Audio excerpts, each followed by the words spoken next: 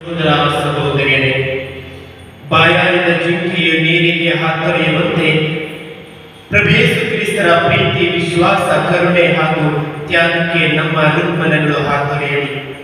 ಅದೇ ರೀತಿ ಇಂದಿನ ಈ ಪವಿತ್ರ ಶುಕ್ರವಾರ ಹಾಗೂ ಪ್ರಭು ಯೇಸು ಕ್ರಿಸ್ತರ ಹೃದಯಕ್ಕೆ ಸಮರ್ಪಿಸಿದಂತಹ ಈ ದಿನದಂದು ನಮ್ಮ ಎಲ್ಲ ಕೋರಿಕೆಗಳನ್ನು ಪ್ರಭು ಯೇಸು ಕ್ರಿಸ್ತರಿಗೆ ಸಮರ್ಪಿಸುತ್ತಾ, ವಿಶೇಷವಾಗಿ ನಮ್ಮನ್ನೇ ಸಮರ್ಪಿಸುತ್ತಾ ಇಡೀ ಮನುಕುಲದ ಸಮರ್ಪಣೆಗಾಗಿ ನಾವು ಪ್ರಾರ್ಥಿಸೋಣ. ಅತ್ಯಂತ ಮಧುರವಾದ ಯೇಸುವೇ, ಮನುಕುಲದ ರಕ್ಷಕರೇ, ನಿಮ್ಮ ಪೀಠದ ಮುಂದೆ ಸೇರಿರುವ ನಮ್ಮನ್ನು ಕಟಾಕ್ಷಿಸಿರಿ. ನಾವು ನಿಮಗೆ ಸ್ವಂತವಾದವರು, ನಿಮಗೆ ಸ್ವಂತವಾಗಿಯೇ ಇರಲು ಇಚ್ಛಿಸುತ್ತೇವೆ. ಇನ್ನು ಅಧಿಕ ಐಕ್ಯದಿಂದ ನಿಮ್ಮೊಡನೆ ಒಂದು ಕೂಡುವ ಹಾಗೆ ನಮ್ಮಲ್ಲಿ ಒಬ್ಬೊಬ್ಬರು ಮನಪೂರ್ವಕವಾಗಿ ನಮ್ಮನ್ನು ಈಗ ನಿಮ್ಮ ಪವಿತ್ರ ಹೃದಯಕ್ಕೆ ಸಮರ್ಪಿಸಿಕೊಡುತ್ತೇವೆ. ಸ್ವಾಮಿ, ಮನುಷ್ಯರಲ್ಲಿ ಅನೇಕರು ನಿಮ್ಮನ್ನು ಎಂದಿಗೂ ಅರಿತುಕೊಂಡಿದ್ದೇ ಇಲ್ಲ. ಇನ್ನು ಹಲವರು ನಿಮ್ಮ ಆಜ್ಞೆಗಳನ್ನು ನಿಂದಿಸಿ ತೃಣೀಕರಿಸಿ ನಿಮ್ಮನ್ನು ಬೇಡವನ್ನು ತಳ್ಳಿಬಿಟ್ಟರು. ಮಹಾಕೃಪೆಯುಳ್ಳ ಯೇಸುವೇ, ಇಂಥವರೆಲ್ಲರ ಮೇಲೆ ದಯೆ ತೋರಿ ಅವರೆಲ್ಲರನ್ನು ನಿಮ್ಮ ಪವಿತ್ರ ಹೃದಯದ ಬಳಿಗೆ ಸೆಳೆದುಕೊಳ್ಳಿರಿ.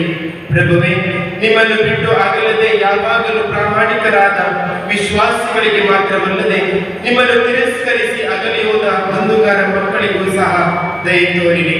ಇವರೆಲ್ಲರೂ ಹಸಿವಿನಿಂದಲೂ ಕಷ್ಟ ಕಾರ್ಪಣ್ಯದಿಂದಲೂ ನಾಶವಾಗದಂತೆ ತಮ್ಮ ತಂದೆಯ ಮನೆಗೆ ಶೀಘ್ರವಾಗಿ ಬಂದು ಸೇರುವಂತೆ ಕೃಪೆ ನೀಡಿರಿ.